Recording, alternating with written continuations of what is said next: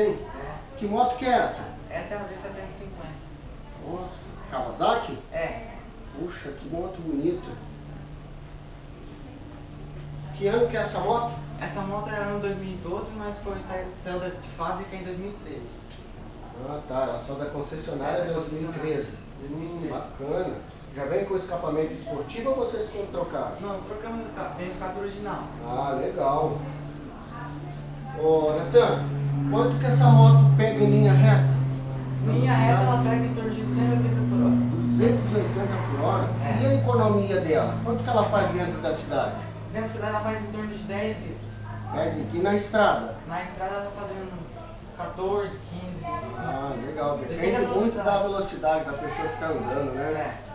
Nossa, gostei da moto. Ela vem com freio ABS já? Não, mas tem as Z800 que já vem com freio ABS. A Z800 é um modelo acima dessa, né? Acima.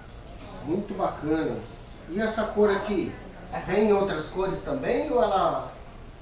vem. Em outras cores também. Tem umas cores preta, branca, verde. E essa cor que é poucas, tem poucas dessas Foi aqui. edição limitada essa cor, edição né? limitada. Tem poucas dessa cor. Então, gostei da moto. Qual o preço dela? Essa moto está em torno de 33 mil, mas a tabela FIP dela está entre 28 mil. 28 mil. E você aceitaria uma proposta pra gente fechar negócio? Aceitamos, sim. Mas antes de fazer a proposta, eu quero ligar a moto. Posso? Pode.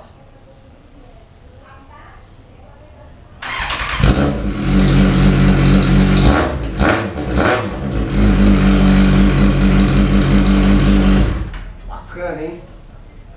Bom, vamos lá. Eu pago 27 mil nessa moto, Natan. Olha, eu estou pedindo 28 mil nela.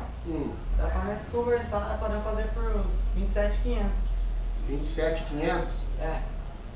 Tá bom. Fechado o negócio, Natan. Então tá bom. Valeu.